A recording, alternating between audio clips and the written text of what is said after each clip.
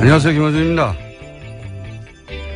오늘은 열흘간 이어진 연휴의 마지막 날입니다. 역대 최고란 공항 인파 사진이 연일 뉴스가 됐죠. 이 정도 연휴가 언제 돌아오나 달력을 뒤진 사람들도 많습니다. 2025년 그리고 2034년 그 다음이 2044년 앞으로 8년, 17년, 27년을 기다려야 합니다. 1년 중 열흘 연속 쉬는 날이 앞으로 27년간 3번밖에 안 된다는 사실. 뭔가 크게 잘못됐다 생각 들지 않으십니까? 한 조사에 따르면 세계 주요 28개국 연차 휴가 평균 사용일 조사에서 7년 연속 세계 꼴찌를 기록한 게 우리나라입니다. 유럽 대부분 국가들은 25일에서 30일 수준, 홍콩, 인도, 싱가포르 같은 아시아권도 15일 정도. 조사 대상 중 오로지 우리나라만 한 자릿수입니다. 프랑스는 연차가 아니라 연속 휴가를 1년 최소 12일 법적으로 보장하고 있죠. 최소가 매년 12일입니다. 열심히 일한 당신 떠나라 하는 광고 문구가 몇 년 전 유행했었습니다. 휴가를 떠나는데 그동안 열심히 일을 했다는 핑계가 필요했던 거죠. 그런 핑계는 없어도 됩니다. 사람에게는 고용관계를 벗어나 김이사, 박과장, 이대리가 아니라 한 사람의 자연인으로 돌아가 쉴 수 있는 권리가 마땅히 있어야 하는 거죠. 유사일에 그 권리가 없는 자들을 우리는 노예라고 불렀습니다. 휴가제도에 국가 단위의 전면적인 개선이 필요하다. 김원준 생각이었습니다.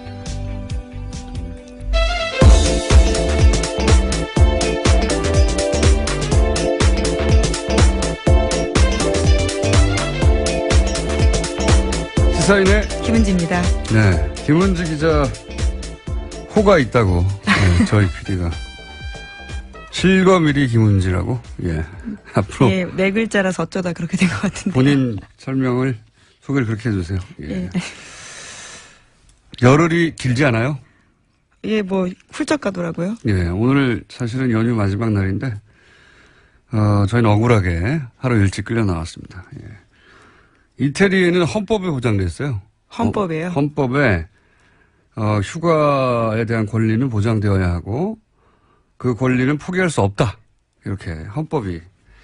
아니 무슨 휴가를 헌법에 넣느냐 이런 생각도 하실 텐데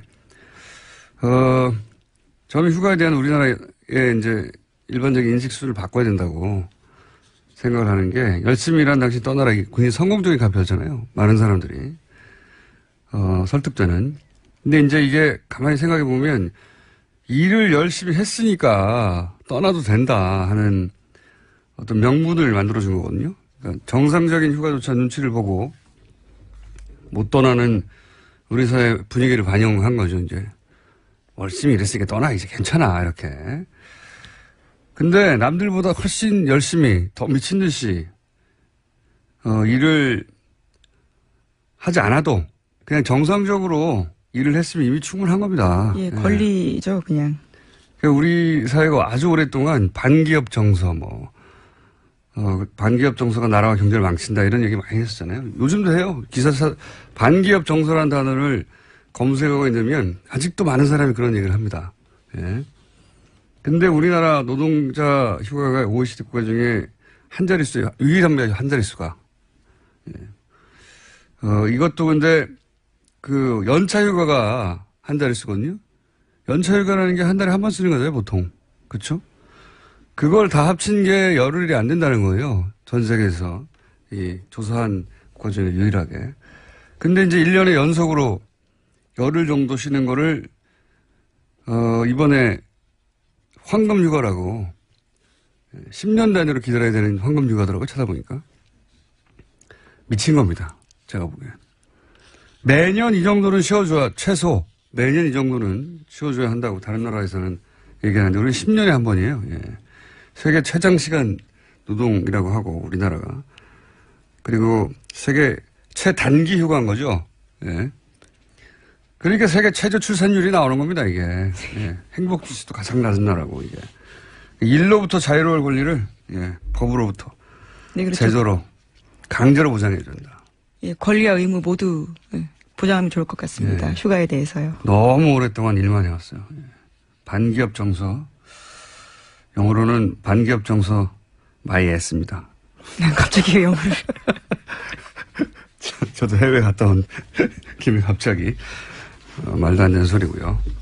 우리나라처럼 기업하기 편한 나라가 없어요. 자, 뉴스를 진행해볼까요? 네. 계속해서 트럼프 대통령 소식 전해드렸었는데 오늘도 첫 소식은 트럼프 대통령 이야기입니다. 도널드 트럼프 미국 대통령이 현지 시각으로 7일에 과거 북한과의 협상이 효과가 없었다면서 단 한 가지는 효과가 있을 것이다 라고 주장했습니다. 군사적 옵션을 내비쳤다라는 해석이 나오는데요. 동시에 또 북한이 미국 본토를 위협할 ICBM을 발사 준비한다는 소식도 있습니다. 내일이 북한의 노동당 창건 72주년 기념일인데 이를 앞두고 북미 간의 신경전이 이어지고 있는 겁니다. 너무 그렇게 열심히 할 필요 없어요. 오늘 출근하는 사람 그렇게 많지 않습니다. 팟캐스트로 많이 들으시더라고요. 오늘 내가 운전해 오다 보니까 역시 도로에 차가 없어요. 예. 우리끼리 하는 거예요, 이거. 네, 휴가는 중요하니까요. 트럼프 대통령이 단 한 가지는 효과가 있을 것이다. 무슨 뜻일까 뭐 해석하고 있던데 해석할 필요 없어요. 예. 그냥 협박하는 거예요. 계속해서 내가 뜻이. 미국 기자들도 계속해서 물었는데요. 그게 무슨 뜻이냐고요. 아주 조만간 알게 될 것이다 라고만 답했다고 합니다. 예. 뜻을 알 리가 있나요. 그냥 협박하는 건데. 트럼프는 자신이 미친 사람으로 보여서 실제로 그런 결정을 내릴 수도 있다. 라고 상대에게 인식을 시켜서 협상을 유리하게 끌고 가는 그런 걸 자신의 전략이라고 한다고 하는데 이거는 자기 개인 비즈니스 할 때는 유용한 전략일 수 있습니다. 왜냐하면 그런 전략이 실패해도 잃는 거는 결국 자기 돈밖에 없잖아요. 근데 이거는 한순간의 실수나 착각으로 우리가 주는 거예요. 다른 나라 사람들이 수백만 명 이상의 목숨이 걸리는 일이에요. 예. 그러니까 자기가 개인 비즈니스 할 때 쓰던 전략을 예. 국제 외교에서 자기 목숨을 걸고 하면 또 모르겠어요. 다른 사람 목숨을 걸고 하는 겁니다. 예. 이런 정신 상태를 가진 사람의 트윗을 뭐 하루가 멀다 하고 중계하면서 거기 무슨 대단한 전략, 뭐 그런 게 있는 것처럼 해석을 하는데 없어요, 그런 거. 미국 대통령이니까 무슨 대단한 철학과 정신과 전략이 있을 것만 같다고 착각하는 거죠. 예. 그냥 장사꾼이 평생 자기가 하던 대로 국제 얘기를 하는 겁니다. 다른 사람 생명을 판도를 걸고. 네, 같은 비판을 소설가 한강 씨가 뉴욕타임스에다가 기고하기도 했습니다. 제 기고는 왜 안 받을까요? 이건 보십시오. 우리 언론은 이걸 생중계할 게 아니라 끊임없이 비판하고 압박을 해야 돼요. 아니 우리 생명을 걸고 자기 판도를 걸든가. 우리나라 국민들의 생명을 걸고 자기가 왜 이런 도박을 하는 겁니까? 그걸 무슨 대단한 국제적인 전략과 정신이 있는 것처럼 이렇게 중계하고 무슨 의도일까? 바보 같은 짓이에요. 바보 같은 짓. 이런 거를 우리 언론들이 그 뒤에 깊숙한 위대한 전략이 있는 것처럼 중계하는 것은 관종이라니까요. 그냥. 자기 장사하던 기법대로 국제 얘기를 하는 겁니다. 홍군형을 내야 됩니다. 이건. 자, 오늘은 휴일이니까 널널하게. 자, 다음 뉴스는요. 네, 또 눈에 띄는 소식이 있는데요. 미국 국무부가 다음 달 미국에서 열리는 역도 세계선수권대회에 북한 선수들 비자 신청이 가능하다라고 밝혔습니다. 그러니까 대회를 준비 중인 미국 역도연맹에서 말한 건데요. 등록 마감일 전에 북한 측으로부터 연락이 올 것을 기대하고 있다라고 밝혔다고 합니다. 대통령은 이제 이렇게 미친 사람 전략을 쓰고, 예, 그게 무슨 대단한 것처럼. 북한의, 벼랑 끝 전술, 하고 뭐 똑같은 겁니다, 그냥. 예. 똑같은 거예요. 무슨 여기 위대한 전략이 있어요. 내가 더 미쳤냐. 이 동네 미친놈은 나야. 이런 거잖아요, 전략이. 자, 그런 가운데서도 또, 뒤에서는 협상 혹은 대화 혹은 뭐, 스포츠 교류까지도 스포츠 있는 교류 거죠. 예. 이런 거는 추진하고 있다. 뭐 이런 뉴스입니다. 네. 또 앞서서 말씀드렸는데요. 소설가 한강 씨가 뉴욕타임스 8일자에 기고한 글이 또 화제가 되고 있습니다. 제목은 미국이 전쟁을 이야기할 때 한국은 몸서리 친다인데요. 부제는 승리로 기결되는 어떠한 전쟁 시나리오도 없다라는 내용입니다. 그러니까 한국 사람들한테 전쟁은 현실이다라는 건데요. 그렇기 때문에 평화적이지 않은 해법과 승리는 공허하고 터무니없으며 불가능한 슬로건이다라고 지적했습니다. 트럼프 대통령은 위대해서 미국 대통령이 된 게 아니고 미국 대통령이 되고 보니 위대한 사람인 줄 착각하는 거예요. 예, 별거 없습니다. 자, 이런 기고문이 한국에서 더 많이 가야죠. 예.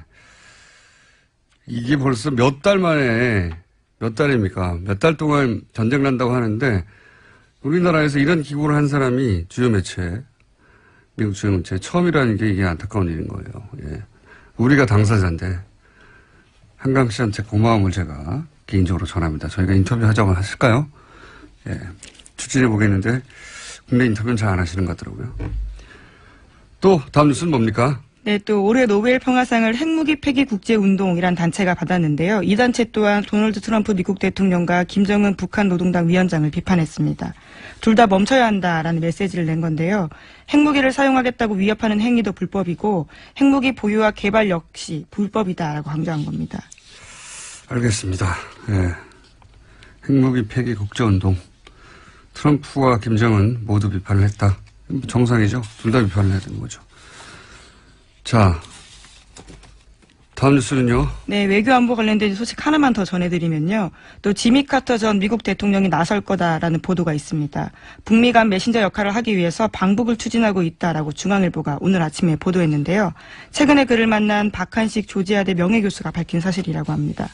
뿐만 아니라 카터 전 대통령은 지난 4일에는 미국 워싱턴 포스트에 기고도 했었는데요. 여기에서 북한 핵시설에 대한 군사 공격이나 좀 더 강력한 경제 제재 등은 현재 위기를 끝낼 즉각적인 길이 되지 못한다라고 지적했다고 합니다. 그렇기 때문에 고위급 대표단을 보내야 한다라는 주장까지 했는데 그것이 사실상 본인의 방북을 희망한다라는 겁니다. 94년도였던가요? 경술의 협상을 이끌어낸 제네바 합의. 에서 큰 역할을 했죠. 예. 근데, 카터 대통령은 너무 많고요, 나이가 이제. 94세예요. 네, 90대입니다. 94세. 예. 그리고 트럼프 현 대통령이 이 공을 자기가 가져가고 싶지, 예. 다른 사람이 돌파구를 만들어냈다. 이런 그림을 원하지 않을 거라고 봐요. 예. 자기가 다 영광을 먹고 싶은 사람이지. 그래서 저는 94년과 같은 역할을 못할 것이다. 개인적으로 전망하는 바입니다. 여하간 그런 움직임이 있다. 자, 다음 순요. 네, 최근 미국 여론조사에서 트럼프 대통령의 지지율이 역대 최저를 기록했다고 합니다. 32%인데요. AP통신의 분석에 따르면 트럼프 대통령은 연일 북한과 말폭탄을 교환하고 백인 우월주의자들의 공감하는 모습을 보이면서 지지율이 급락하고 있다라는 겁니다. 32%도 많네요. 예. 네, 국정이 올바른 방향으로 나아가고 있다고 답한 사람은 24%였다고 합니다. 그러니까 지지를 하지만 지금은 잘못 가고 있다라고 생각하는 사람은 더 많다는 얘기네요. 예. 32%. 미국 대통령이 30%로 떨어지는 건 드문 일이거든요. 네. 자, 지지율은 계속 떨어지고 있다. 다음 뉴스는요? 네, 국정원 소식도 전해드리겠습니다. 이명박 정부 시절 국가정보원이 이번에는 김대중 전 대통령의 노벨 평화상 수상을 취소해달라는 청원 계획을 세웠다라는 겁니다. 현재 이와 관련해서 검찰이 수사에 나섰습니다. 이건 진짜 이명박 정부 시절에 이 전 대통령이 노벨 평화상을 받았는데 이걸 취소해달라고 하는 국제사회에 청원. 이야기하겠다라는 거죠. 혹은 뭐 노벨 평화상 위원회가 있겠죠. 거기다가 취소해달라고 하는 운동을 하는 보수단체. 예, 관변단체와 모의를 했다라는 겁니다. 예, 모의를 했다는 거죠. 이게 실행이 됐을 수도 있죠. 됐을 수도 있고 당시 이와 관련한 합성 사진도 돌았었는데 그것도 역시 국정원의 작품이 아닌가 이런 의혹이 있다. 네, 노벨 평화상이 아니라 물리학상 받았어야 했다 이런 식의 합성 사진이 있었다고 합니다. 당시에. 이 사안은 저희가 3부에서 김홍걸 위원장 연결해서 이야기 나눠보겠는데 이게 진짜 감옥에 보내야 됩니다. 감옥에 다 이런 계획을 세우고 서로 실행되지 않았다고 하더라도 이게 소위 말해서 진보 정권이 다시는 탄생하지 못하도록 하겠다는 보수 100년 집권 계획의 일환이었을 거라고 봐요. 예. 그래서 이전 이명박 노무현 시절에 이루어진 자기들이 보기에는 도달할 수 없을 것 같은 지점까지 도달한 거를 다 취소해서, 진보 정권을 과거를 다 깔아뭉개려고 했던 거죠. 이런 계획을 관변단체에서 세우는 것도, 웃기는 일인데, 예. 김대중 전 대통령을 좋아하지 않을 수도 있어요. 그래도 노벨 평화상은 진보 보수를 떠나서 굉장히 국가적인 큰 일입니다. 좋아하지 않을 수는 있는데 이게 국정원이 나서서 그런 수상 취소될 리는 없지만 그런 계획을 세웠다는 자체가 이건 상상하기 힘든, 제가 말했지 않습니까? 설마에서부터 출발한다고. 보통 합리적 사고를 한다고 하는 분들은 설마에서 끝나거든요. 설마를 넘어가면 자신이 합리적이라는 소리를 듣지 못할까 봐, 비합리적이라는 소리 들을까 봐. 공작은 설마에서부터 출발한다. 다시 한번 실감하게 되는 이야기고, 뉴스고. 3부에서 저희가 좀 자세히 다뤄보겠습니다. 다음 뉴스는요? 네, 민병주 전 국정원 심의전단장이 최근 검찰 조사에서 한 발언이 나왔습니다. 어버이연합을 특별관리하면서 추선희 사무총장도 직접 만났다라고 진술했다고 JTBC가 어제 보도했는데요. 민 전 단장은 어버이연합을 유별나게 챙긴 원세훈 전 원장 지시로 직접 만나게 되었다라고 진술했다고 합니다.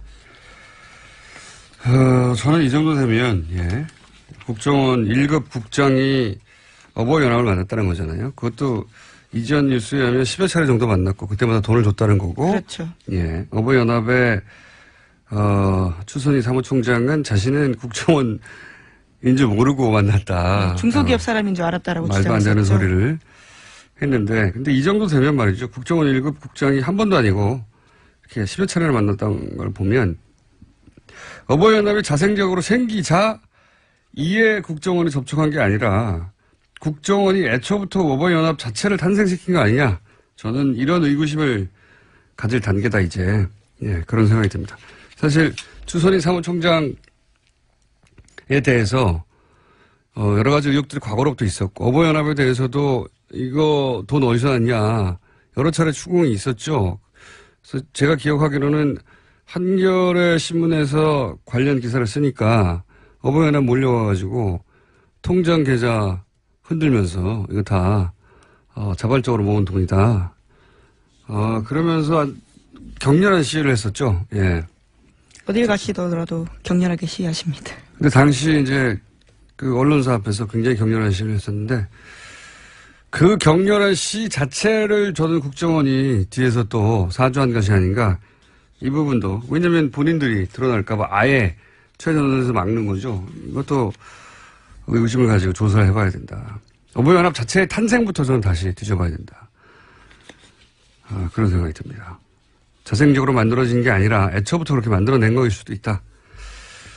자, 하나 정도 더 할 시간이 있습니다. 네, 어제 대한애국당에서 자칭 양심선언을 한다면서 기자회견을 했는데요. 최순실 씨 태블릿 PC가 주인이 따로 있다라는 주장을 한 겁니다. 박근혜 전 대통령 대선 캠프에서 일했던 신혜원 씨가 그 주인공입니다. 그렇군요. 이거를 이제 신혜원 양심선언이라고 하는 키워드로 보도가 됐는데 일단 양심선언이 아니죠. 양심선언이라는 건 권력에 의해서 뭔가 부당하게 은폐했던 진실이 있는데 그거를 개인이 자신에 대한 어떤 불이익을 감수하면서 양심에 거리끼기 때문에 폭로하는 게 양심선언 아닙니까? 근데 태블릿 PC가 이제 폭로됐을 때 당시의 권력은 박근혜 대통령이었어요. 예. 박근혜 대통령이 태블릿 실제 주인이 신혜원 씨였는데 그걸 대통령 권한으로 덮었다. 그럼 지금 와서 양심선언을 할 수 있죠. 그게 아니고, 예. 당시 권력은 박근혜 대통령이었기 때문에 이게 양심선언이 되려면 박근혜 대통령이 최순실 씨에게 뒤집어 씌워야 되는 겁니다. 태블릿 PC가 신혜원 씨 건데, 예. 양심선언을 아무데나 갖다 붙이면 안 돼요. 예. 또 지난 9월 달에요. 재판 증언도 나왔습니다. 김한수 전 행정관이 태블릿 PC 사용자는 최순실 씨가 맞다라고 증언한 바도 있습니다. 개통한 사람인데요. 이 사람은. 기자회견을 보니까 본인의 것도 확실하다고 주장한 게 아니에요. 보니까. 기자회견 내용을 보니까 당시 이제 김모 행정관이 2대의 태블릿 PC를 개통했는데 뭐 지금 나온 전화번호나 문서나 또 캠프에서 대선 캠프에서 같이 일했던 동료 사진이 나온 걸로 봐서는, 자신이 속했던 대선 SNS 팀에서 사용한 태블릿 PC로 보였다라고. 예, 이건 양심 선언이 아니라 100번 양보해도 신혜원 씨가 일방적으로 주장을 했다 이렇게 보도해야 되는 겁니다. 어떻게 신혜원 씨의 양심 선언이에요, 이게? 예. 당시 신혜원 씨가 이건 자기 거라고 주장하려고 했는데 박근혜 대통령이 막았다는 겁니까, 이게? 예, 말도 안 되는 단어를 갖다 붙여요, 여기다가. 그리고 태블릿이 당시 검찰에 수여하면 최순실 씨의 동선과 일치한다는 거 아닙니까? 로그인이나. 예, 심지어 독일까지 따라갔다는 거죠. 사용 기록이. 예. 그러니까 신혜원 씨, 그 태블릿이 신혜원 씨 것이 맞으면 신혜원 씨가 최순실 씨와 함께 독일에 동행한 겁니다. 그러면 양심 선언할 주체가 아니라 조사의 대상이 되는 거예요. 예. 신혜원 씨도 독일에 왜 갔어? 이렇게. 혹은 출입국 기록이 없으면 그럼 밀입국하거나 밀출국을 한 거예요. 조사 대상이 되는 거예요. 이건 박근혜 전 대통령을 구해내고자 하는, 예, 친박 세력 구속기간 연장이 내일인가 결정되죠? 예, 내일입니다. 예. 그 기간 연장을 막아버리는 양심선언이 아니라 일종의 절규 같은 거죠. 예. 절규라고 봐야 됩니다. 그런데 신혜연 씨 같은 경우에는요, 이미 유죄 판결을 받은 바가 있습니다. 선거법 위반으로 이미 SNS를 불법적으로 사용했다라는 것들이 있는데 이게 과연 유리할지도 좀 의문입니다. 뭐 선거법 위반이어도 양심이 꺼리낀 일을 폭로하고 양심선언을 할 수는 있는데 이건 양심선언이 아니라는 거죠. 예. 이걸 양심선언이라는 키워드로 본인들이 주장한다고 그대로 보도해주면 이건 저는 언론의 직무유기라고 봅니다. 대체 어디서 양심의 선언을 읽어낸 건지. 예. 양심선언은 아니고요. 예. 그런 주장이 있었다. 예. 그런데 그런 주장이 사실이라고 전제하면 신혜원 씨는 조사 대상이다. 그리고 신혜원 씨가 어떻게 최순실 씨와 독일을 동행했다는 건지 혹은 뭐 거기에 찍힌 최순실 사진을 그럼 옆에 앉아서 찍었다는 건지 가족 사진도 조사의 대상이 되는 거죠. 물론 뭐 이게 사실로 밝혀질 확률은 제로에 가깝다고 저는 보긴 합니다만 그런 주장은 있었고 어제 크게 보도가 되고 검색어도 올라왔고 그죠? 화제가 되긴 했었습니다. 하지만 양심선언은 아니다. 예, 정확히는 신혜원 씨가 속한 단체에 대해서 이야기한 겁니다. 선거법 위반 부분요. 어쨌든 양심선언이라고 보도한 자체가 저는 이게 언론의 직무유기라고 봅니다. 여기까지 할까요? 예. 네. 휴가를 하루 일찍 끝내서 억울한 시사이네. 예, 김은지였습니다. 감사합니다. 자, 조준영 기자, 안원구 전 너무 길어요. 대구지방국세청장님 나오셨습니다. 안녕하십니까? 안녕하십니까? 안녕하십니까? 자, 연휴를 마지막 날을 쉬지 못하고 여기 나오게 해서 매우 고소합니다. 아니 혼자 하시지 듣지도 않는데. 네, 오늘 출근길에는 듣는 분들이 평소에 비해서 매우 적겠지만 또 이게 다운로드 받아서 듣게 됩니다. 예. 주말에 저희 PD 얘기로는 연휴 기간에 다운로드는 더 늘어났다고. 예. 심심한 거죠. 네.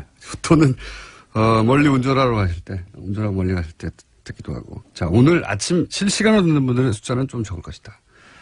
그러나 결국 오후에나 내일 다운로드 받는다. 라고 생각하고 이제 방송을 하면 덜 억울하잖아요. 자, 오늘은 저희가 140억을 돌려받는 과정에 대한 얘기를 쭉 해왔는데 오늘은 조금 바꾸겠습니다.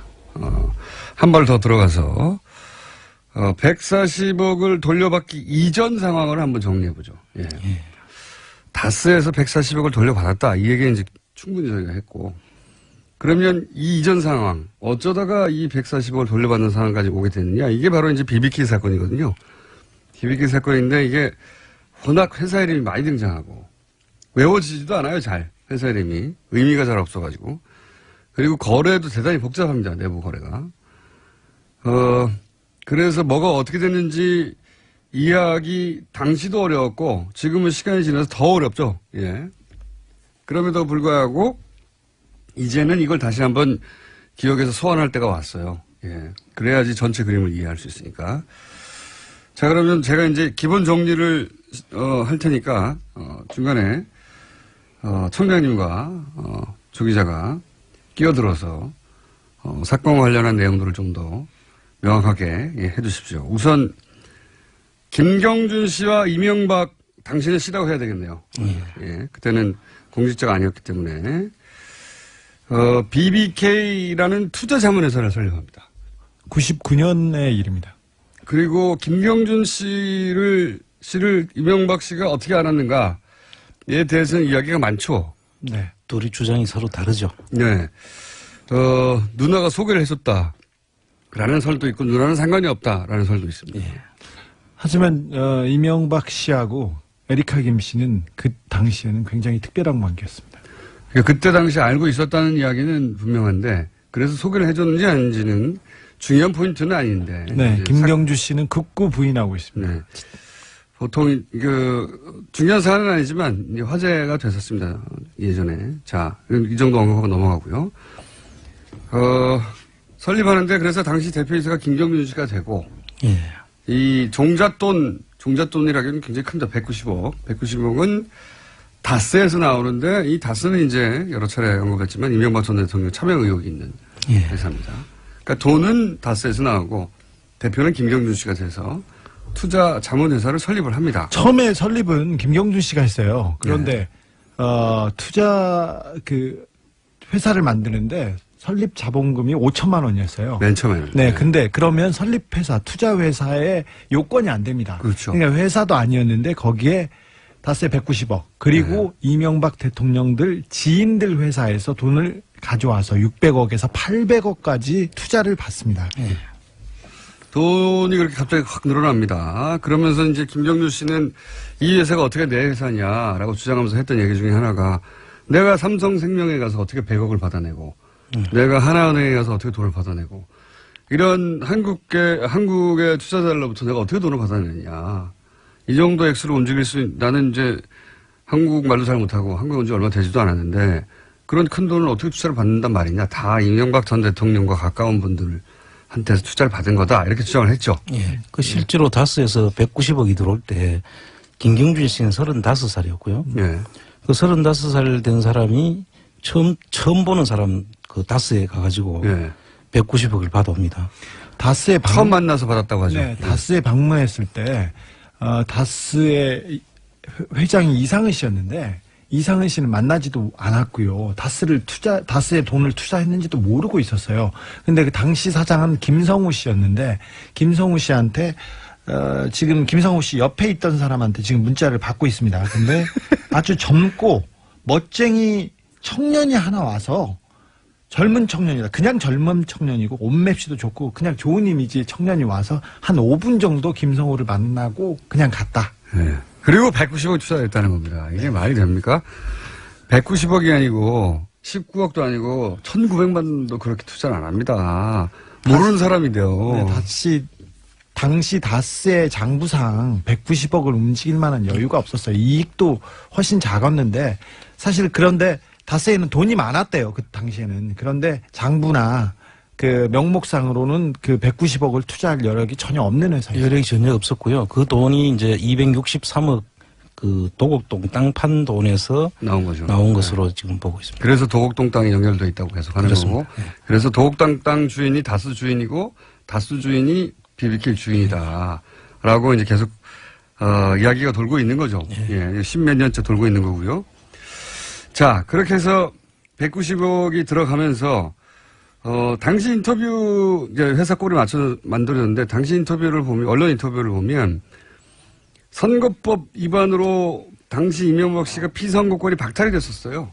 예, 박탈이 돼 98년도 일이죠.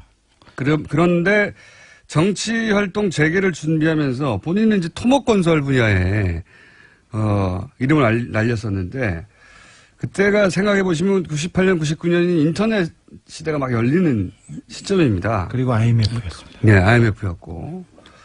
그래서 첨단 분야에서 사업 성공을 해낸 경력이 필요했다. 이렇게들 얘기를 하고 있고요.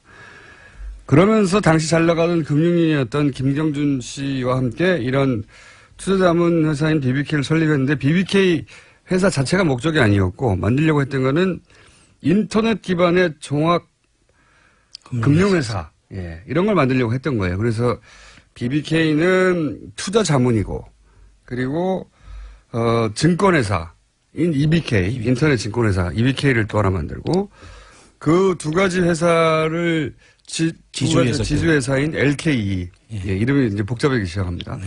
기억하실 필요는 없어요. 그냥 BBK 하나만 기억하시면 되는데 그런데 이제 회사의 꼴은 그렇게 증권회사, 지주회사, 투자회사 그리고 인터넷 은행을 만들고 싶어 했지만 인터넷 은행은 당시 법상 안 됐기 때문에 설립이 안 됐죠. 예, 네 가지 은행까지 이런 종합금융회사를 만들려고 했었습니다. 이 과정에서 이제 소위 이명박 전 대통령과 가까운 투자자들이 참여를 하게 되죠. 예. 하나은행, 삼성생명 또 어디가 있습니까 그거에? 심택이라는 회사가 또 있죠. 그리고 그 종교단체, 기독교단체도 투자를 했죠. 그렇죠. 예. 근데 이제 하나같이 다 이명박 전 대통령과 개인적으로 가까운 사람. 아주 특별히 가까운 사람들. 소망교회 그 장로 동료였습니다. 예. 그런 곳에서만 투자를 했어요. 예. 하필이면. 그런데 당시 특검 때는 이명박 전 대통령은 이 투자를 알지도 못했다고 주장을 합니다. 그렇습니다. 이 돈들이, 예. 그런데 그게 가장 말이 안 되는데 김경준 씨가 BBK를 설립했다고 해서 대표가 되긴 했어요. 예. 근데 부사장 그리고 경리과장 그다음에 그 직원들도 다 이명박 사람들이었어요. 김백준, 이진영 이런 사람들은 BBK에서 근무했던 직원들은 모두 청와대에 갔습니다. 이명박 때. 근데 당시에 새로운 상품이 나왔지 않습니까? 새로운 회사. 그래서 내가 새로운 회사를 만들었다. 그리고 내가 새로운 상품을 만들었다. 써보니까 좋다. 이렇게 광고 모델로 나서고 CEO로 나선 사람이 이명박이었어요. 그러다가 계속해서 자기가 광고하고 팔고 다니다가 갑자기 문제가 생깁니다. 문제가 생기자마자 나는 모른다. 나는 모르는 일이다. 나도 속았다. 이렇게 입장을 바꾸죠. 갑자기. 근데 그 이전에 이게 지금 방금 얘기하다가 여기까지 넘어왔는데 이 투자들, 본인들 다 지인들이고 예. 지금 방금 주 기자가 얘기한 대로 회사에 근무한 사람들이 다 자기 측근들인데 자기는 이 투자를 몰랐다고 그래요. 네. 네. 다스에서 190억이 간 투자에 대해서도 본인은 몰랐다. 네. 그거는 그 회사는 자기 형님이 하는 거기 때문에 형이 알아서 투자한 것이지. 형도 몰랐어요. 근데 본인 형도 몰랐다고 나중에. 예. 강원대학에서 특강을 하면서 BBK를 내가 설립했다. 예. 또 그 이장춘 박사라는 분한테 명함을 줬는데 그 이장춘 박사가 꼼꼼하게 그 네네. 내용을 다 메모까지 며칠 해놨죠. 날 만나서 예. 이명박 그러한 주장들을 다 하고 있는데도 불구하고 나는 몰랐다라고 계속 주장하죠. 190억을 나를 몰랐다는 게 너무 말이 안 되는 게 본인의 형님, 처남이 하는 회사지 않습니까? 근데 이 회사가 장부상으로는 도저히 투자할 수 없는 정도, 이 투자가 실패하면 망할 정도의 돈을 투자해요. 그것도 35세에 한국에 들어온 지 얼마 안 되는 청년에게. 한국말도 잘 못합니다. 그러면서 이 청년이 믿을 만한 청년인지 아닌지 안 물어봤다는 거 아니에요? 그렇죠. 동생한테, 형이. 예. 그랬다는 겁니다. 어쨌든, 그런데도 본인의 그 소위 금고직이라고 불리는 사람 혹은 본인의 경리 이런 분들이 다 그 회사에 들어가서 일을 합니다. 예. 근데 본인은 몰랐다고 해요. 저는 이 내용만 들으면 그 옛날에 우정의무대라고 있었어요. 군인 아저씨들, 군인들, 장병들을 그 위문 프로그램이었는데 뒤에 어머님이 와 계세요. 그런데 앞에서는 저희 어머님이 분명합니다 이렇게 말하잖아요. 아닌데 분명합니다 이렇게 얘기하고 그리고 어떤 친구는 저희 어머님이 와 있는데 우리 어머님이 아닙니다 이렇게 얘기하는 사람들이 있는데 묘한 오버랩이 돼요. 안 되는데 나는. 그런가요? 왜 안 돼? 되지. 예.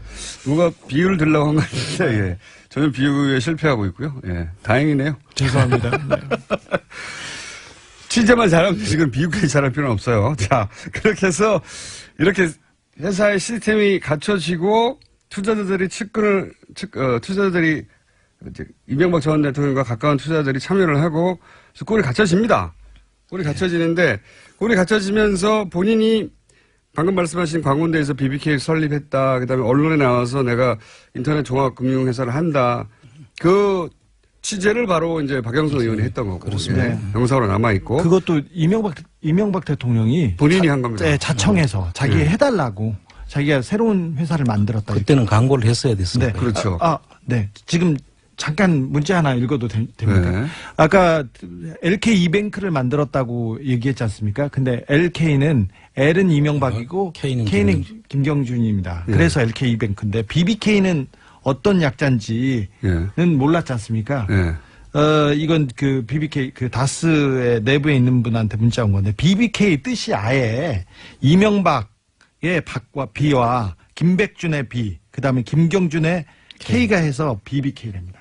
아. 박백김. 아하. 취재 하나 했죠. 예, 예. 새로 밝혀진 내용이에요. 이거는 김경준 씨도 어쩌면 몰랐을 수도 있어요. BBK라고 처음부터 정해서 알려주면 그런 줄 알지. 여하간 김백준의 비였다? 네. 아하. 처음 나온 내용입니다. 중요하진 않는데 이제 17년 지나고 나서 처음 알게 된 내용이고요. 자, 그렇게 홍보하는 과정에서 문제가 생깁니다. 예, 삼성생명 투자에서 이제 서명이 위조된 것도 발견이 되고, 그 다음에, 투자 자문에서 증권회사를 같이 할 수 없는데, 사실상 같이 한다는 게 들키게 되고, 금감원이 조사에 나가게 되죠. 그러면서 결국 증권회사 역할을 하는 EBK 설립이 취소가 됩니다. 예. EBK가 설립이 취소되면, 이게 이제 여기서 증권 거래를 해야 되는데, 전체 사업 구도가 무너지는 거죠. 예. 인터넷 종합 금융회사로서의 전체 그림이 망가지게 되는 겁니다. 한마디로 사업이 실패하는 거죠. 여기서. 문제는 이때부터 발생하는 거예요. 그렇죠. 예, 이때부터. 네. 예. 사업은 원래 성공할 수도 있고 실패할 수도 있죠. 예. 예. 실패했으면 투자금을 날리는 겁니다. 당연히. 누구도 예외 없이. 그냥 그렇게 실패하고 끝났으면 큰 문제는 없었어요. 예. 그냥 자기들 돈 날리고 끝나는 거예요. 네네. 자세히 따지면 물론 문제가 전혀 없는 건 아닙니다. 따져보면 여기서 또 복잡해지는데 간단하게 요약하면 BBK, LK, EBK 이런 회사들은 다 각각의 자본금이 있어야 되는 회사죠. 세 개의 별도 회사니까. 근데 자세히 들여다보면 여러 계좌로 넣고 빼고 하는 방식으로 결국 다 같은 돈으로 새 회사를 만들어 버립니다. 예. 새 회사에 들어간 돈이 다 같은 돈이에요. 그때 여객펀드 마프를 이용하죠. 네. 마프라는 것도 등장하는데 그걸 이제 저희가 심화 학습할 때 나중에 다루기로 하랬고 한마디로 똑같은 돈이 세 개의 회사를 쭉 돌아가지고 세 개의 회사가 만들어졌고 이 세 개 회사의 경리도 한 사람이에요. 좀 전에 주 기자가 언급했던. 그리고 이 세 개 회사의 비품은 한 통장에서 샀습니다. 예. 같은 사무실을 썼고요. 예. 그래서 BBK와 LK와 EBK는 주인이 같다는 얘기를 하는 겁니다. 예. 주인이 같고 복잡하게 생각할 필요가 없는 거죠. 예. BBK 주인은 다스의 주인이고 다스의 주인은 도곡동 땅의 주인이다. 이게 쭉 계속 연결되는 거라서 이름을 다 외울 필요가 없어요. 자, 여하간 사업이 실패하고 투자금을 날리면서 쫑 났으면 아무 문제가 없는데, 예? 문제가 없는데 그냥 뭐 한 회사, 세 개 회사를 한 자본금으로 했네, 뭐 이 정도. 우리는 알 필요도 없는 금융당국이 이제 수사를 할 내용 정도가 불과했는데, 이 투자금을 날리고 끝났어야 할 사업인데, 이 투자금을 다 회수하겠다는 생각을 하는 겁니다. 아깝잖아요. 여기서부터 진짜 범죄가 시작됩니다. 이 투자금을 날렸어야 되는데, 이걸 회수해야 되겠다는 생각을 이 BBK 사업을 한 사람들은 하기 시작하는 겁니다. 방법이 뭐냐? 옵셔널 벤처스가 여기서 등장을 해요. 예. 옵셔널 벤처스는 뭐 대단한 게 있는 것 같지만 그냥 광은창투라고 하는 투자사였어요. 거의 상장 폐지되기 직전에 있는 직전에서. 껍데기만 사서 껍데기 회사를. 강주은행이 소유하고 있던 계열사였죠. 예. 그래서 강은창투라고 이제 불리던 예. 것입니다. 이 광은창투를 삽니다. 거의 상장 폐기되기 직전이었는데 그리고 나서 이름을 옵셔널 벤처스라고 바꿔요. 그렇게 바꾸고 나서 이 회사에 외국인들이 투자를 갑자기 하기 시작한다. 이런 정보를 막 흘리기 시작하죠. 주가 조작의 시작입니다. 주가 조작. 그러면서 주가 조작을 하려면 누군가 주식을 사야 되지 않습니까? 그렇습니다. 외국인 이름으로 매입을 막 하기 시작해야 되는데 그 가짜 외국인을 만들어내서 주가 조작을 주도한 곳이 바로 BBK를 통해서였던 겁니다. 여기서 이해 가시는지 모르겠는데. 그러니까 더 어려워졌어. 그러니까 그래. 간단하게 말해서 BBK가 옵셔널 벤처스의 주가를 조작한 거예요. 보다 정확하게 말하면 BBK의 주인이 옵셔널 벤처스의 투자자들을 속인 사건인 거죠. 그렇습니다. BBK는 설립 취소가 확정된 상태였어요. 그러니까 망하기 직전에 하루 앞이죠. 망하기 직전에 이제 돈을 빼돌리려고 주가 조작에 나선 거죠. 자, BBK는 이제 취소되고 망하고 투자금을 날리고 끝났어야 되는 건데 네. 이 투자금을 회수할 방법을 어떻게 생각해내냐면 옵셔널 벤처스라고 하는 회사를 자기들이 사요. 게다가 자기들이 산 다음에 이 BBK라는 회사를 통해서 이 옵셔널 벤처스의 주가를 조작하는 겁니다. 그렇죠. 투자금을 잃었습니다. 그런데 이걸 보충하려고 주가 조작 횡령을 하겠다고 아예 마음을 먹고 처음부터. 마음을 먹고 나섰습니다. 이 옵셔널 벤처스가 주식이 막 올라가니까 그리고 외국인들이 투자한다고 하니까 인기가 좋아지니까 물론 다 가짜 외국인이에요. 다 자기들인데 사람들이 막 소위 이제 개인 투자자들 몰려들었을 거 아닙니까?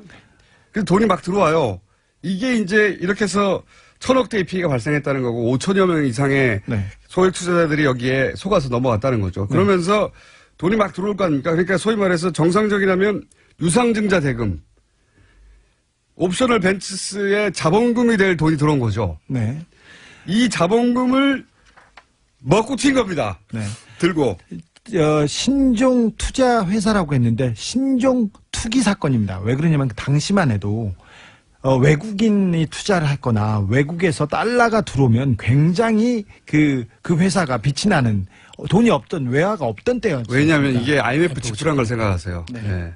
IMF 직후인데 외국인들이 막 투자한다고 하니까 이 회사는 믿을 만한 회사구나 하고 개인들. 거기다가 서울시장의 가장 유력한 후보가 직접 한다고 하니까 그런 소문이 쫙 난 거죠. 네. 네. 주가 조작의 그 전형이죠. 네. 그러면서 옵셔널 벤처스의 당시 대표 김경준 씨였거든요. 김경준 씨가 회사에 들어온 자본금이 들어왔을까, 돈이 막 들어왔을까요, 자본금. 이걸 들고 튄 거예요. 예. 이걸 들고 튀는데 여기서 또 하나의 골 때리는 사정은 들고 튀기 전에 BBK 투자자들한테 돈을 돌려줍니다. 옵셔널 벤처스의 자본금이 들어왔는데 이걸 획경을 해가지고 BBK 투자자들한테 돌려주는 거예요. 기억하시죠? 그 BBK 투자자들은 모두 이명박 대통령의 절친들이거나 관련된 회사였습니다. 이게 이제 전체적으로 좀 이해가 가실 것 같은데 좀 쉽게 설명을 해가지고 제가 쉽게 설명한 것 같은데. 제가 아까 복잡해졌다니까. BBK 주인이 BBK 사업에 들어갔던 투자금을 회수하려고 옵셔널 벤처스라는 회사를 통해서 주가 조작을 했다. 이런 겁니다. 네. 그리고 나서 그 주가 조작을 한 돈을 가지고 이명박 전 대통령 투자자들한테는 돌려주고 그리고 이명박 전 대통령의 친인척이 한다고 알려져 있는 다스에는 190억 중에 50억만 돌려준 거예요. 희한하게. 여기만. 네. 그때 140억을 안 돌려준 겁니다. 네. 여기에 대해서 말들이 많아요. 나중에 다 잠잠해지면 돌려받으려고 했다. 아니다. 이명박 전 대통령이 김경준 씨에게 당했다. 서로 공모했다. 이면 얘기가 서로 달라요. 다르긴 한데 어쨌든 이때 140억이 네. 못 돌려받은 돈, 혹은 안 돌려받은 돈, 혹은 나중에 돌려받으려고 했다가 사고가 난 돈, 이 돈을 돌려받으려고 하다가 이 사단이 지금 140억 사단이 난 거예요. 당시까지만 해도 그러니까 190억 중에 50억만 돌려줄 때까지만 해도 김경준과 이명박의 사이가 나쁘지 않았어요. 그렇죠. 김경준 씨는 이 주가 조작 사건으로 검찰의 조사를 받았어요. 근데 나중에 위조 요건으로 도망갔죠. 미국으로 도망갔는데 그 검찰 수사를 받을 때도 이명박 씨한테 계속 물어봤고 조언을 받았습니다. 근데 주진우 기자 안원구 청장이었습니다. 다음 주에 이어가겠습니다. 아니 시간이 다 됐어. 이명박 정부 시절 국정원이 보수단체를 앞세워서 김대중 전 대통령의 노벨 평화상 수상을 취소해달라는 청원을 하는 그런 계획을 세운 정황이 드러나 수사에 나섰습니다. 이 문제 김홍걸 더불어민주당 국민통합위원장 연결해서 좀 더 자세한 이야기 나눠보겠습니다. 안녕하세요, 위원장님. 네, 안녕하세요. 김홍걸입니다. 우선 여기서부터 얘기를 시작해보죠. 김대중 전 대통령의 평화상 수상자 후보로 오르기 시작한 게 언제부터입니까? 언제부터로 알고 계십니까? 예, 한 30년 됐습니다. 87년 때부터니까요. 87년. 그때 정황이 어떤 정황 하에서 이게 노벨 평화상 후보로 거론되기 시작한 거죠? 그 당시에 이제 전두환 정권을 상대로 예. 이제 민주화 운동을 하는 지도자이셨지 않습니까? 네네. 그래서 이제 국내외에 많은 이 성원을 해주시는 지지자들이 있었고, 이제 특히 해외에 계신 분들이 적극 나서서 이제 추천을 해주신 거죠. 그때 제가 기억하기에는 그 독일 쪽에서 예. 브란트 수상이 그 노벨 평화상을 수상한 이후로부터 독일 쪽에서도 적극적으로 후보 추천을 한 걸로 알고 있는데. 예. 브란트 전 수상과 네. 또 나중에 대통령이 되신 바이체커 박사가 네. 적극적으로 후원을 해주셨고요. 또 미국에서도 도와주신 분들이 많았습니다. 당시 노벨 평화상 후보로 수상되기 전까지 몇 번 정도 후보에 오르셨죠, 그때? 제가 정확하게 숫자를 기억하지는 못하는데요. 그러니까 87년부터 해서 2000년도까지 거의 매해 이렇게 후보로 추천해 주신 분들이 있었고요. 네. 아무래도 현역 정치인의 입장이기 때문에 이제 대통령 자리를 노리시는 유력한 대권 주자였기 때문에 그 점이 약간 핸디캡으로 작용하긴 했었죠. 그러니까 이제 노벨 평화상 후보로 거론된 거는 87년 이후에 10회 이상 최소한 거론된 그렇죠. 건데 갑자기 이제 대통령이 되고 나서 로비로 평화상을 받았다, 노벨상을 받았다고 하는 이야기가 보수 진영에서 이제 불거지기 시작합니다. 그렇죠? 예. 그런데 그런 얘기가 하도 많이 나오니까 당시 이제 노르웨이의 그 노벨상 위원회가 그게 아니라고 해명하는 일도 있었죠. 그때 상황도 좀 설명해 주십시오. 예. 그 노벨상을 받으신 후에도 네. 계속해서 이제 2002년 대선을 앞두고 네. 이 노벨 평화상 받으신 의미를 깎아내리고 이 한반도 평화 분위기가 조성되는 것을 원치 않았던 이제 보수 야당과 보수 언론에서 계속 그런 그러니까 로비설 네. 그것을 자꾸 반복해서 꺼내곤 했었죠. 그리고 그 노벨상 위원회에서 그걸 해명할 수밖에 없었던 것은 이 자기들의 명예와도 관련이 돼 있지 않습니까? 로비를 해서 탈 수 있다 이렇게 소문이 난다면 이거는 말이 안 되는 거니까요. 예. 또 이 로비가 통해서 노벨상을 받을 수 있다면 이 우리가 지금까지 봐왔던 이 제3세계의 무명의 인권 운동가 이런 사람들이 어떻게 받겠습니까? 이 그렇죠. 재벌이나 영향력 있는 기관에 있는 사람들이 다 받아야죠. 실제로 그 2000년도에 노벨 연구소 연구실장인 그 올라브 욜스타트 연구실장이 이 로비설에 대한 질문을 받았어요. 하도 그런 얘기가 많이 나오니까. 거기에 대해서 답을 연구실장이 한 적이 있습니다. 혹시 그 답변도 기억하고 계십니까? 그 노벨 평화상 위원회에서 네. 사실 그런 특히 한국 언론에 예. 그런 질문을 하도 많이 받고 여러 차례 답변을 해서 일일이 어느 말을 누가 했는지 다 기억은 제가 못하지만 그러니까 워낙 한국 언론에 시달려가지고 네. 계속해서 이분들이 로비설은 말이 되지 않는다. 예. 오히려 주지 말라고 하는 로비는 있었다. 예. 이런 얘기를 했었죠. 그리고 좀 한국 사람들에 대해서 좀 불쾌하다는 그런 의사표시도 했었죠. 이렇게 그 얘기를 한 걸로 보도됐어요. 그러니까 방금 말씀하신 대로 한국으로부터 로비가 있긴 있었는데 기이하게도 김대중 정부로부터 로비를 받은 게 아니라 정치적 반대자로부터 상을 주면 안 된다는 로비가 있었다. 그럼에도 불구하고 우리는 노벨상을 수여하기로 했다. 이렇게 답변을 했어요. 네. 혹시 아버지께서 생전에 이렇게 보수 진영에서 노벨상을 놓고 벌어지는 공격에 대해서 뭐라고 하신 적 없으십니까?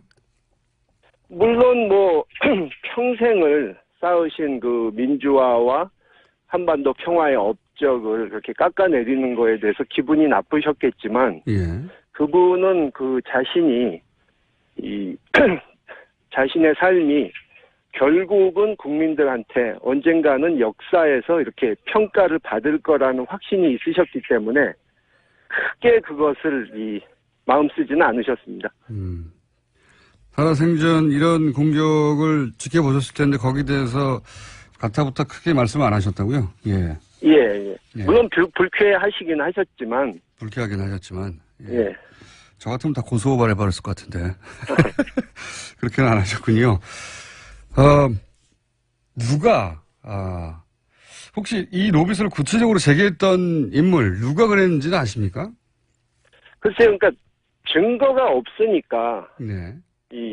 확실한 근거를 두고 하는 말이 아니기 때문에 누가 자신있게 대놓고 떠들지는 못했지만, 이제, 한나라당 당시 야당인 한나라당 의원들이 이제, 그거 뭐 돈 주고 뭐 로비해서 받은 건데 이런 식으로 깎아내리는 투의 말을 가끔씩 했고요. 네. 그것을 또 이제 보수 언론에서 예. 다시 이렇게 받아쓰고. 취급해주면서 예. 꽤 오랜 기간 그걸 써먹었었죠. 그렇게 이제 개별 의원들의 발언이나 혹은 보수 단체가 그런 얘기를 하거나 뭐 보수 매체가 그런 걸 보도하는 것은 저도 기억이 나는데 이게 이제 국정원이 개입됐다. 이런 건 상상 못 하셨죠? 그렇게까지 했으리라고는 생각을 못 했는데요. 제가 알아본 바로는 이것이 그 국정원 댓글 사건 수사 때 네. 이미 이런 일이 있었다는 사실이 드러났었고, 그래요? 거기서 나온 얘기는 이 국정원과 협조해서 이걸 했다는 보수 단체가 네. 단순히 무슨 어버이 연합처럼 일당 받고 가서 뭐 데모 조금 해주고 이런 데가 아니고 네. 상당히 이런 일의 전문성을 갖춘, 그러니까 국정원이 민간인들이긴 하지만 국정원이 가끔 이제 용역을 주는 이런 업무에 용역을 주는 그런 모임이었다고 들었습니다. 아하. 그러니까 이제 그 수많은 보수단체들이 있는데 그 중에서도 특히 국정원이 용역을 가끔 주는 전문성을 갖춘 예. 그런 곳에 이 업무를 하청을 주고 국정원이 말하자면. 그렇죠. 네. 예. 그랬다는 사실은 이미 2013년에 국정원 댓글 수사할 때 드러난 바가 있다고요? 예, 제가 그렇게 들었습니다. 그때 드러난 바가 있는데 그때 당시로는 이게 이제 크게 문제가 되지 않거나 그냥 덮어버렸군요. 말하자면. 뭐 그 당시에 덮어버린 것이 한두 가지가 아니지 않습니까? 하긴 그랬군요. 그때는 이제 박근혜 정부 시절이었기 때문에 이 사실을 덮어버렸다. 그랬군요. 그게 이제 그러면 이미 오래전부터 이 사실을 알고 계셨네요. 아니요, 그러니까 최근에 들었어요. 최근에. 네, 저도 그걸 모르고 있다가 그런 공작까지 했으리라고는 상상을 못했었는데, 뭐 워낙 이 불법 또 비윤리적인 짓을 이명박 정권의 정보기관이 많이 했기 때문에 별로 뭐 놀랍지는 않습니다. 혹시 아버지 서거와 관련해서는 만약에 살아생전에도 이미 노벨상 취소 이런 뭐 용역을 전문단체에게 줄 정도면 서거 당시에도 여러 가지 방해나 이런 게 있었을 것 같은데 그런 일은 없었습니까? 그 당시에 이제 일반 국민들은 어느 정도 그래도 국장도 치를 수 있게 해주고, 네. 이명박 정권에서 어느 정도 대우를 해준 것으로 생각하시는데, 예. 이제 실제는 그때가 잘 기억하시겠지만, 노무현 대통령께서 돌아가신 지 3개월 후에 저희 아버지께서 돌아가시지 않았습니까? 네네. 근데 이제 이명박 정권의 입장에서 보기에는 노 대통령 서거 때는 자기들이 대비가 안 된 상태에서 이렇게 갑자기 큰일을 당해가지고 네. 이 추모 열기가 막 고조되는 것을 막지 못한 그런 점이 있었기 때문에 저희 때는 상당히 그것을 사전에 막아보려는 시도가 있었죠. 구체적으로 어떤 시도들이 있었습니까? 그러니까 국장으로 이렇게 정해주는 것도 한 2, 3일 걸렸고요. 예. 쉽게 안 해주려고 해서. 그리고 뭐 국장으로 됐을 때 이제 모든 이 장례 업무를 행정안전부 담당자와 상의해야 되지 않습니까? 네. 근데 담당자들이 상당히 상부의 눈치를 보면서 웬만한 것은 쉽게 결정을 못하고 주저하는 그런 모습이 보였고요. 그래서 동작동 그 현충원에 예. 국민묘지에 모시는 것도 처음에는 뭐 자리가 없다. 거기가 완전 포화 상태다. 해서 안 된다고 처음에는 이렇게 난색을 표명했었고. 아, 현충원에 모시지 못하겠었어요, 처음에는? 예. 그리고 노무현 대통령처럼 예. 현충원이 아닌 다른 곳으로 모시면 안 되겠느냐 이런 얘기도 했었고요. 또 그 장례도 네. 사실 워낙 조문객들이 많이 오셨기 때문에 이제 7일장으로 하려고 했었는데 예. 그것을 정부 요청으로 하루 줄여서 6일장으로 보통 3, 5, 7 이렇게 하지 짝수로는 하지 않지 않습니까? 근데 7일장을 하려던 것을 6일장으로 끝냈고 제가 들은 바로는 그 방송에 예. 이런 추모 특집이라든가 이런 것이 나오는 거에 대해서 내용과 분량도 좀 조정하도록 이런 압력이 약간 있었다고 들었습니다. 수사가 본격화되면은 더 많은 이야기가 나올 수도 있겠습니다. 이게 지금 알고 계신 것만 해도 수사 없이도 그 정도인데 혹시 그 노벨상 수상을 막으려고 했던 세력이 결국은 서거 관련해서도 그런 방해를 했고 노벨상 취소 청원까지 계획했던 정황 이 관련해서 혹시 고소고발 계획 없으십니까? 글쎄요, 뭐 지금 일단은 지금 좀 전에 말씀드린 대로 이명박 정권에서 저지른 불법적이고 비윤리적인 행위가 워낙 많기 때문에 예. 지금 이것은 빙산의 일각일 뿐이고 예. 또 아직 진상이 다 밝혀지지 않은 상태라 더 철저한 수사가 이루어져서 좀 확실한 진상이 밝혀지는 것을 보면서 결정해야 되지 않을까 싶습니다. 이거 그냥 넘어가서는 안 될 것 같은데요. 자, 오늘은 여기까지 듣고요. 수사가 좀 더 진행이 되겠죠. 진행이 되면 새로운 사실이 나오면 저희가 연결해서 또 한번 이 이야기 나눠볼까 합니다. 오늘 말씀 여기까지 듣겠습니다. 감사합니다. 예, 감사합니다. 지금까지 김대중 대통령 3남 김홍걸 국민통합위원장이었습니다. 아르헨티나에 우리나라 국유지가 있다고 하네요. 예. 그런데 이 국유지가 박근혜 정부 시절에 잘못된 조치로 이 땅을 잃게 될 위기에 처했다고 하는데, 예.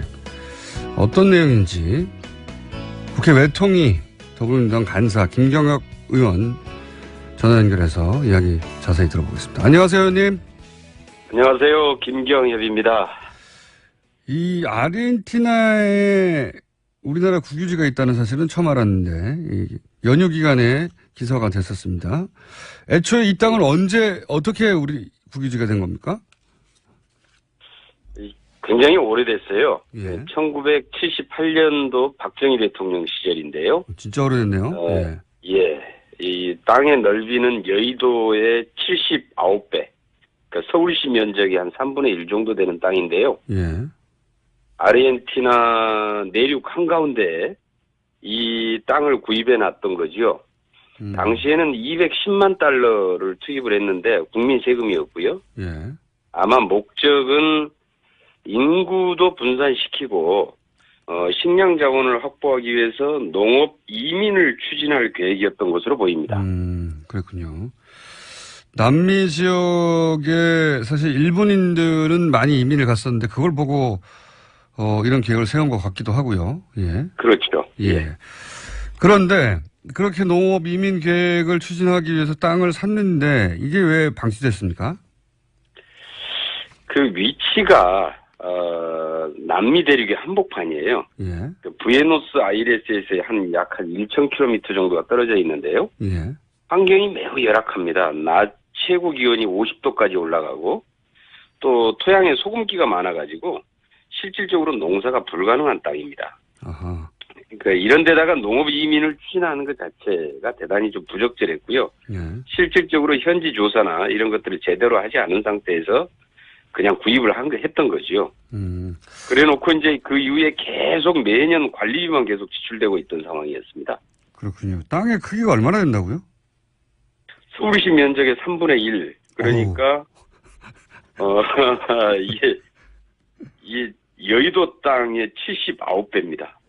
아, 그러니까 이게 단순한 계획이 아니고 당시만 하더라도 굉장히 큰 계획이었군요. 그 정도 큰 땅을 샀으면은. 보니까 2만 헥타르 정도가 넘었네요. 보니까. 네, 서울시의 3분의 1 정도면, 야, 대단한 땅을 샀는데, 근데 이제 그런 땅을 사면서 사전 조사가 잘못되고 해서 활용도가 낮은 땅을 샀다. 그래서 활용 방법을 못 찾고 있었다. 예. 그러다가 우리 정부가 이 땅에 대해서 관심을 가지게 된 시점이 있습니까?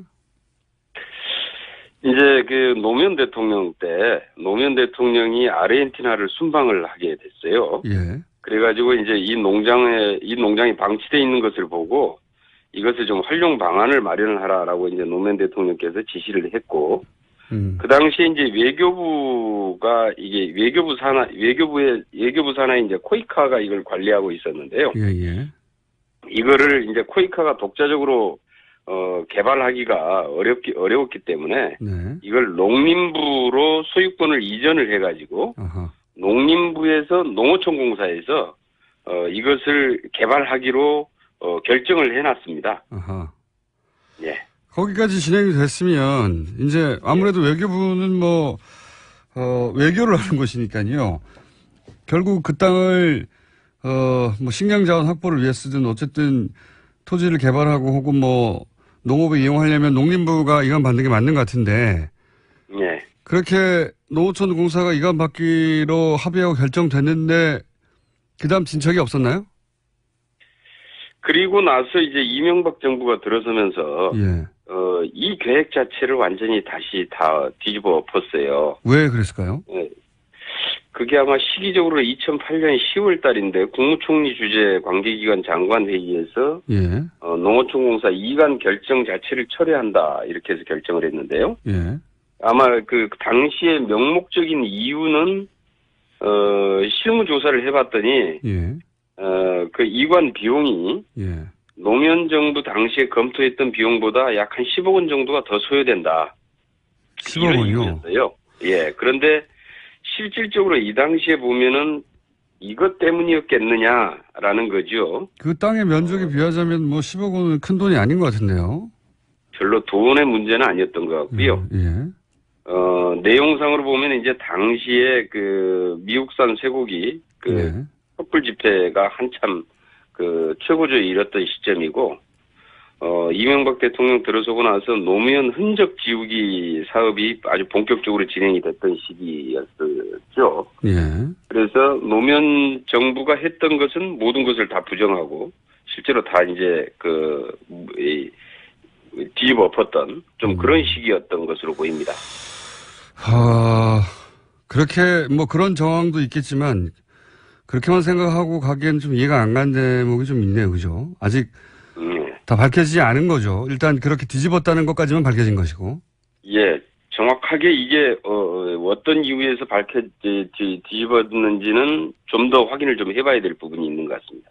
그렇군요. 그리고 나서 또 이와 관련해서 정부 차원의 판단이 있었습니까? 이렇게 일단 뒤집었습니다. 그러면 네. 이명박 정부 내에서 혹시 뒤집은 다음에 어떤 활용 방안이 나왔거나 혹은 이어진 박근혜 정부에서 여기에 대한 활용 방안이 나왔거나 혹은 결정이 달리 된 게 있습니까? 어떻게 됐습니까? 그 다음에는? 이명박 정부 때 이 결정 자체를 이제 다시 이렇게 뒤집어 놓고 그 다음에 또 다시 방치가 됐어요. 결정을 뒤집어 놓고 방치만 됐다. 예, 그 다음에 계속 이제 다른 대안을 마련하지 못했던 거죠. 예. 그러다가 이제 2013년에 그러니까 이제 박근혜 정부 들어선데요. 2013년에 국회 외교통일위원회에서 그 재외공관 국정감사할 때 당시에 예. 이걸 왜 계속해서 방치를 해두느냐, 그리고 계속 관리비만 갖다가 이 불필요하게 세금을 낭비하느냐, 예. 이제 이런 지적이 계속되면서 코이카가 다시 이 농장의 좀 활용 방안을 가지고 이제 다시 이제 또 나서기 시작을 했습니다. 예. 그런데 막상 활용을 하다 보니까 이미 이 농장에 아르헨티나 사람들이 들어와서 농사를 짓고 있는 겁니다. 불법적으로요? 예, 불법적으로. 아, 불법적으로. 불법적인 점유가 되고 있었던 거죠. 아니, 뭐 수십 년간 아무도 안 쓰니까 그럴 수도 있겠네요. 예. 예, 그냥 뭐 방치돼 있던 상태니까 뭐 들어와서 그냥 농사 짓고 뭐 소 키우고 이제 했겠죠. 예. 그러다 보니까 이제 이걸 개발하려고 하다 보니까 이제 아르헨티나 정부에서는 그 현지인들의 예. 그 주민들의 반대가 있으면 이거 개발할 수가 없다 이래가지고 개발을 할 수가 없게 된 겁니다. 아하. 이제 그렇게 되다 보니까 그러면은 이 불법 점유를 하고 있던 그 땅 부분을 떼가지고 예. 그 현지인들한테 이제 불법 점유하고 있던 현지인들한테 무상 양도를 해주기로 계약을 체결을 한 거예요. 코이카에서요? 그래가지고 예. 그래가지고 공증까지 해버렸습니다. 땅 그렇게 해서 그냥 주기로 한 땅의 크기는 또 얼마나 됩니까?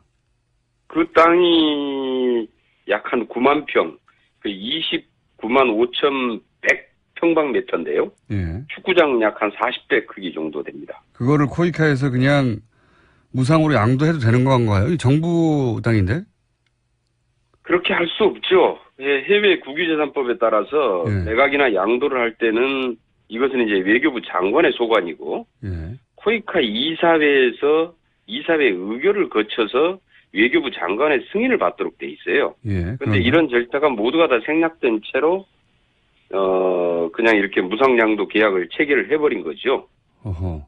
그러면 우리 국내법상으로는 이 절차적인 하자가 있는데 현지에서는 근데 공증을 해줘 버렸다면서요? 예, 현재 공증을 해버렸기 때문에 이건 다시 이제 되돌릴 수가 없는 상태가 돼버린 것이고요. 어허.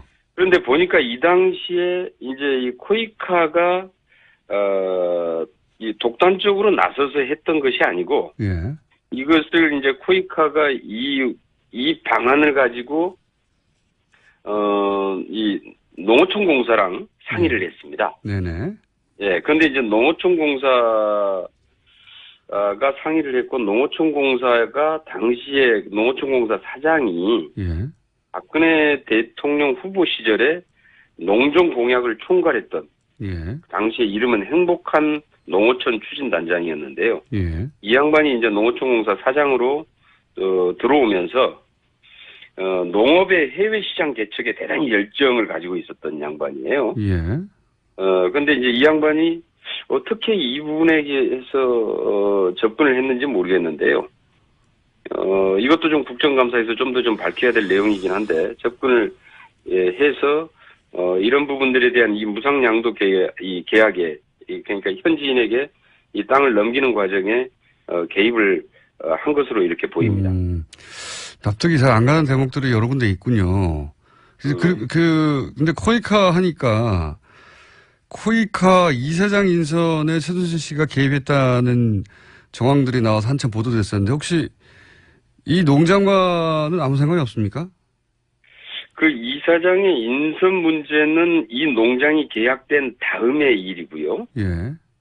그래서 아마 직접적인 이사장과의 직접적인 연계가 있었던 내용 같지는 않은데, 예. 문제는 그 최순실의 미르재단이 코이카의 코리아에이드 사업에 개입을 했던 시기가 예. 2015년 그 후반기부터거든요. 예, 예.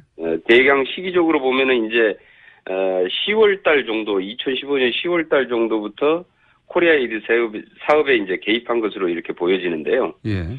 이때 그러니까 이 무상 양도 계약이 체결될 시점이 2015년 12월 달입니다. 예. 그러니까 시기적으로 보면은 개입할 여지는 충분히 있다 이렇게 보여집니다. 아직까지는 밝혀진 내용은 없고요. 근데 이게 밝혀진 내용이 별로 없고 이 사실 자체를 발견하신 거군요. 지금 현재는. 네, 그렇습니다. 예, 방치되고 있고 노무현 정부 들어서 그 농어촌 공사 이관하기로 합의됐는데 이게 뒤집어졌고 그러는 상태로 계속 방치되어 있다가 코이카가 갑자기 현지인들에게 땅 일부를 무상 양도하고 공증까지 해버렸다. 근데 그게 국내법에는 어긋난다. 예. 이런 정도를 지금 알아내신 것이고 처음 예. 이게 제대로 언론에 문제가 된 건 이번이 처음인 것 같은데 좀 더 조사를 해보면 도대체 왜 뒤집었는지 합의가 뒤집었는지 그리고 왜 계속 방치했는지 그리고 왜 무상 양도해 버렸는지 이제 좀 드러나겠군요. 근데 그건 그때가 다시 인터뷰를 하기로 하고 그러면 지금 이 시점에서 마지막으로 드릴 질문은 이건 것 같은데요. 앞으로 그러면 이거 어떻게 해야 됩니까? 이 땅은? 이것을 지금 이제 코이카에다만 맡겨서 뭐 코이카는 뭐 이 무상원조 기관이거든요. 그러니까요. 개발 기관은 아닌데. 봉사 활동도 담당하고 그러기 때문에 코이카가 이걸 직접 활용할 수 있는 방법은 쉽지 않을 것이고요. 예. 결국은 이게 이제 범정부 차원에서 대책을 좀 마련해야 될 것 같습니다. 그래서 농어촌공사나 내지는 이게 이제 보니까 뭐 발전 방안도 좀 검토가 있었던 것으로 보이는데요. 그러니까 태양광 발전 뭐 시설 이런 네. 방안도 있었던 것 같고. 그런데 지금 이제 현재는 그 아르헨티나 정부에서 개발 허가를 받아놓기는 했는데 문제는 이 기간이 금년 5월까지였다가 이것도 이제 전혀 손을 못 대가지고 지금 1년을 더 연장해서 지금 내년 5월까지로 지금 연장돼 있는 상태거든요. 예. 이 안에 뭔가 좀 지금 이제 대책을 마련을 해서 이거 시행을 해야만이 되는 건데요. 시기상으로도 상당히 좀 촉박한 면도 있지만은, 이 뭐 외교부가 이걸 어떻게 처리하기는 좀 쉽지 않아 보인다. 그래서 이게 좀 관계기관 이 농림부나, 산자부나 이런 데들이 좀 합동으로 해서 여기에 대한 좀 대책을 좀 세워야 될 것 같다는 생각입니다.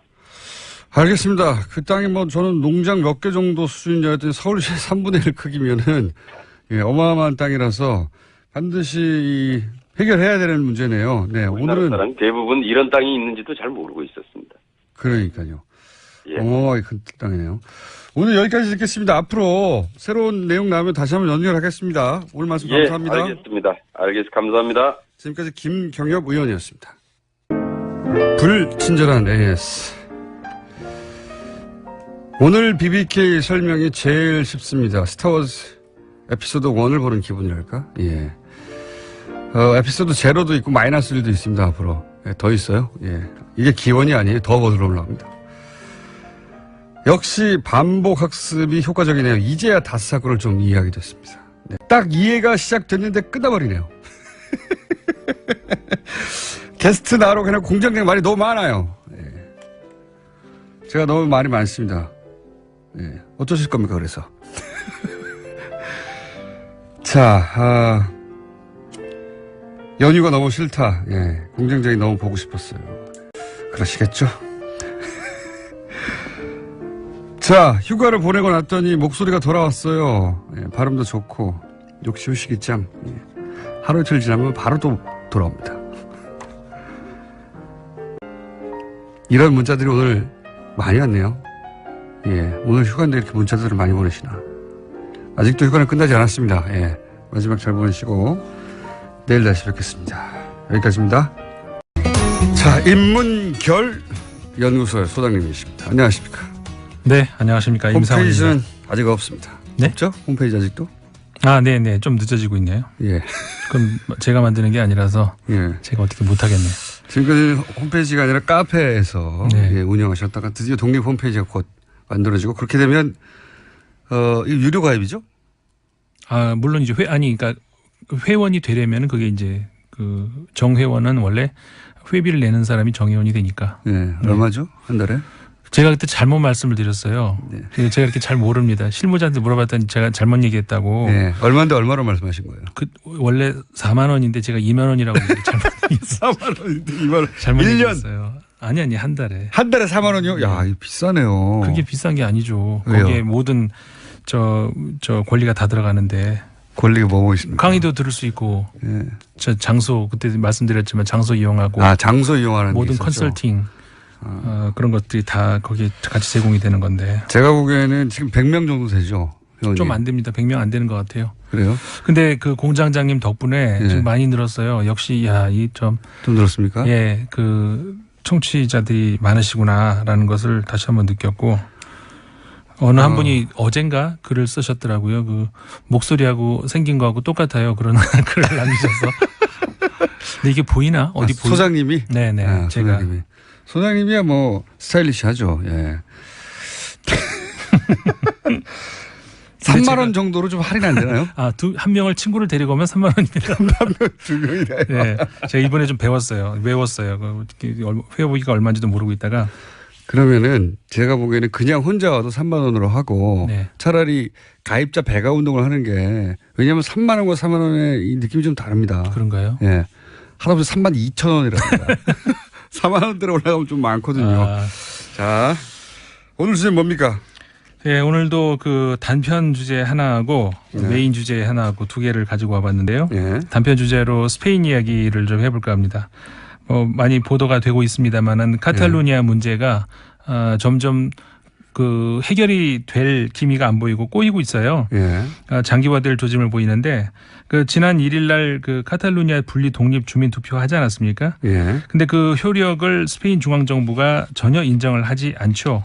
인정을 하지 않을 뿐만 아니라 그 공권력을 통해 가지고 그 투표 자체를 무력화를 시도를 했었고요. 예. 그런 과정에서 이제 양측의 갈등의 골이 더 많이 깊어졌습니다. 그래서 이제 카탈루니아 독립주의자들이 예. 총파업으로 맞섰죠. 스페인 정부에 대해서. 그래서 이제 독립을 하겠다. 고집을 피우고. 이게 진짜 그 제가 카탈루니아 사람이 아니라서 잘 모르겠는데 네. 정말로 완전한 독립국가를 이루려고 하는 건지 네. 아니면 이를 통해서 다른 걸 자치권을 얻으려고 하는지. 자치권을 더 확보하려고 하는 건지 그 진정한 목적은 잘 모르겠어요. 모르겠는데 카탈루냐는 뭐 언어도 다르고 네. 인종도 다르고 그 사실 같은 국가이기 쉽지 않은 조건이죠. 공장장님이 내가 카탈루니아 사람이 아니라서 잘 모르겠네라고 얘기하시는데 저도 할 말이 없어지는데 예. 저도 카탈루니아 사람이 아니니까 이제 제가 아는 바로만 얘기를 드리면은 일단 지금 말씀하셨잖아요. 카탈루니아는 언어도 굉장히 뿌리부터가 많이 다르고 예. 그다음에 그 역사가 많이 다르고 예. 좀 한 300년 정도 전부터 이제 통합이 되긴 했습니다만 뭐 어순도 다르고 다 완전히 다르다고 해요. 언어도. 네. 예. 그래서 이게 그 보통 우리가 가장 이상적인 한번 제가 이 얘기 여기서 한 것 같은데 가장 이상적인 국가를 만든다라고 하면은 그 땅이 있고 예. 그다음에 같은 문화와 언어를 그 공유하고 있는 국민이 있고 이들을 묶어주는 어떤 제도가 있고 이렇게 얘기를 하지 않습니까? 네. 근데 보통 이제 그 땅과 그러니까 우리나라 말로는 똑같이 국가 이렇게 표현을 하지만 서양어로는 이거 표현하는 법들이 다 다르거든요. 예. 땅 이야기를 할 때 우리가 보통 컨트리라는 얘기를 쓰죠. 네. 그다음에 사람 이야기할 때 네이션이고 국가 제도 이야기를 할 때 이제 스테이트를 쓰는데 이게 언어가 세 용어가 다 다르다 보니까 이 사람들이 이거를 그 뭐라고 할까요? 우리나라 사람들이 동양에 비해서 이제 그 국가를 이루는 이런 것들이 굉장히 좀 복잡했던 것 같아요. 언어가 달라지다 보니까. 실제로 뭐 미국만 하더라도 예. 거기에 뭐 인종이 엄청 많고 유럽도 네. 인종이 많이 섞여 있으니까요. 그렇죠. 예. 그러니까 우리나라에서는 민족이라는 말이 있지만 유럽 사람들의 경우는 민족에 정확하게 해당하는 말은 없죠. 그게 이제 뭐 국가, 민족 이런 말들이 이제 네이션 정도가 될 수가 있는데 이게 그러니까 카탈루니아 같은 경우는 일치하지가 않는다는 거죠. 그렇죠. 그렇기 때문에 이 사람들은 언어를 우리가 같이 공유를 하고 역사를 같이 하고 땅도 있고 경제력도 어느 정도 되는 것 같고 예. 이런 우리끼리 독립을 하자라는 생각을 진짜 가지고 있는 것 같아요. 다만 예. 그렇게 됐을 때 문제가 되는 것이 지금 실제로 벌어지고 있는 일이 어떤 일이냐면은 지금 이제 글로벌 사회다 보니까는 그 지역 경제만 가지고 카탈루니아 경제가 그렇게 된 것은 아니고 예. 외국 기업들이 많이 들어가 있잖아요. 예. 근데 외국 기업들이 이런 그 혼란 상태에서 위기 의식을 느끼니까 밖으로 빠져나가려고 이렇게 한단 말이에요. 그걸 또 저 스페인 중앙 정부는 도와줘요. 제가 보기에는 스페인 중앙 정부가 그걸 부추겼을 거라고 봅니다. 부추겼을 수도 있겠죠. 예. 어쨌든 간에 지금 그러니까 카탈루니아 지방에 있는 어느 글로벌 기업이 나 다른 지역으로 옮길래 하면은 그래? 그러면서 바로 도와준다는 거죠. 예. 그러니까 모든 서류나 이런 것들 간소화시켜 가지고 바로바로 도와주는 그래서 실제로 많은 공장들이 그리고 회사들이 카탈루니아 지역에서 다른 지역으로 이동하는 그러다 보니까 카탈루니아 주민들 입장에서는 좀 뭐라고 할까요? 되게 곤혹스러운 이런 상황에 놓인 거죠. 그런 정치적인 문제를 사기업이 그냥 결정했을 리는 없습니다. 제가 보기에는. 스페인 중앙정부가 그렇게 왜냐하면 카탈루니아가 독립을 하겠다고 하는 이유 중에 여러 가지가 있겠지만 역사도 다르고 언어도 다르고 뭐 전통도 다르고 경제적인 게 크죠. 예 그리고 뭐 전쟁도 치렀고요. 네. 자기들끼리 내전 사람도 많이 죽었고 핍박도 많이 받았고 그 중에 경제적인 이유가 큰데 이제 그걸 압박하면 당연히 그렇죠. 그런 목소리가 줄어들 거라고 하는 뭐 어린아이도 알 수 있는 기법 아닙니까? 그러니까 맞습니다. 이제 그래서 그 지역의 기업들한테 압박을 가하겠죠. 떠나라고. 네, 그렇게 충분히 그렇게 될 수 있을 것 같고요. 실제로 그 스페인 중앙정부에서는 계속 그렇게 고집을 할 경우에 자치권을 박탈한다. 근데 이게 자치권을 박탈할 수 있는 권한이 헌법에 보장이 돼 있다고 해요. 스페인 헌법에. 그렇기 때문에 이제 크게 몰아붙이고 있고 이런 중에 지난 주말에서는 또 다른 세력이 이제 시위를 하기 시작했는데, 그러니까는 카탈루냐 독립주의자도 아니고 그렇다고 이제 이 사람들을 공권력으로 막아라 하는 사람들은 아니고 제발 좀 이제 대화 좀 해라. 협상해라. 네. 그러면서 이 시위대는 그러니까는 바르셀로나 시에서도 열렸고 마드리드 시에서도 열렸고 동시에 열렸는데 일부러 그 어느 한쪽에 어떤 그 지지한다는 그런 걸 하지 않기 위해서 깃발을 그러니까 국기도 안 들고 나오고, 왜냐하면 국기라고 하면 이게 통합의 의미가 있잖아요. 국기 안에. 카탈루냐 깃발이 따로 있거든요. 네, 그렇죠. 그러니까 카탈루냐 깃발 뭐 여러 네 군데를 합쳐가지고 이 상징을 모아서 만든 것이 스페인 국기이기 때문에 아예 그냥 하얀 백기를 들고 나왔어요. 하얀 백기를 들고 나와서 그 백기를 흔들면서 대화해라. 중앙정부하고 카탈루냐 정부하고 그런 시위가 이제 시작이 됐고요. 이 몸짓도 손으로 왜 이렇게 우리가 라디오라서 보여드릴 수는 없는데 말하는 걸 표현하는 손가락으로 이렇게 표현하는 거 있잖아요. 그게 이제 제스처가 됐어요. 이 시위대들. 그래가지고 대화를 해라 이런 움직임들이 계속 나오고 있어가지고 이게 과연 어디까지 그 사태가 전개가 될 것인가 현재로서는 좀 가늠하기가 어렵습니다. 이게 이제 유럽 전역에 대해서 관심이 많을 수밖에 없는 게 영국과 소위 대영 자국이라고 불리는 연합체와 스코틀랜드 분리 투표가 있었지 않습니까? 네네. 그런 지역들이 그 유럽에 꽤 많이 있어요. 보면. 그렇죠. 예, 이렇게 같은 문제이기 때문에 더더군다나 다른 유럽 국가에서도 그러니까는 분리를 찬성을 하지 않고 있고요. 당연히. 그렇다고 반대를 직접적으로 했다가는 내정 간섭 소리를 들으니까 그렇죠. 주로 이제 입을 다물고 있죠. 네. 예. 실제 다음 시간에 그거 한번 해볼까요? 유럽 내도 이렇게 분리 독립하려고 하는 혹은 뭐 그 지역 내에서의 갈등을 겪는 곳이 우리가 생각하는 것보다 많죠. 예. 네, 독일도 있고 굉장히 많습니다. 따져보면 굉장히 많은데 벨기에도 있어요. 그렇죠. 조그만 나라인데도 불구하고. 벨기에는 벨기에 사람들은 국민 의식 자체가 우리는 나는 벨기에 사람이다라는 의식이 별로 없어요. 나는 불어권 사람이다. 나는 네덜란드권 사람이다. 그렇죠. 언어가 완전히 다릅니다. 예, 전혀 역사도 다르고 서로 이제 굉장히 인위적으로 묶여진 나라이기 때문에 우리가 생각하는 어떤 그런 국가 혹은 국민 어떤 그런 민족은 말할 것도 없고 그런 개념이 전혀 없습니다. 거기는. 북쪽과 남쪽이 언어도 다르고 거기도 빈부격차가 있고 이태리에도 그런 얘기가 나온 적이 있어요. 북부 이탈리아하고 남부 이탈리아하고 경제 그 차이가 너무 커가지고 굉장히 그 갈등이 심하죠. 분리독립해야 한다는 얘기도 있고 카탈루냐뿐만이 아니다. 많습니다. 그 유럽이 어떻게 보면은 그 21세기에 들어와가지고 굉장히 하나의 그 분쟁의 소지가 될 수 있는 것이 바로 이 문제. 소수민족의 어떤 갈등 문제, 이게 굉장히 큰 문제가 될 수 있습니다. 이게 이제 뭐 쿠르드나 카탈루냐 정도 되면 굉장히 큰 문제라 인구도 많고 화제가 되지만 그 외에도 유럽 내에 많다. 이 시국에 좀 많이 나왔으면 좋겠어요, 문제들이 아예. 그러니까 전 세계적으로 기왕 나오는 그 안에서는 합법적인 투쟁도 있고 굉장히 그 무력 투쟁도 있고 굉장히 다양합니다. 스페인은 또 북동부에 바스크도도 있지 않습니까? 바스크도 있죠. 거기는 이제 워낙 작아서 카탈루니아는 너무 좀 더 크니까 그리고 경제력도 차이가 나기 때문에 이제 그러는데 바스크도 있고 굉장히 많죠. 아까도 말씀드렸다시피 일단 4개의 과거 국가가 모여서 만든 것이 스페인이기 때문에 이제 카탈루니아 같은 경우에는 경제력이 가장 앞서 있기 때문에 한마디로 말해서 내 세금 걷어서 다른 사람 주기 싫다 이제 이것 때문에 나오는 것인데 만약에 그렇게 된다면 다른 지역들도 똑같이 아마 또 어떤 또 반항이 있을 겁니다. 여기까지 하겠습니다. 임상훈 위원이었습니다. 안녕히 가십시오. 감사합니다. 안녕.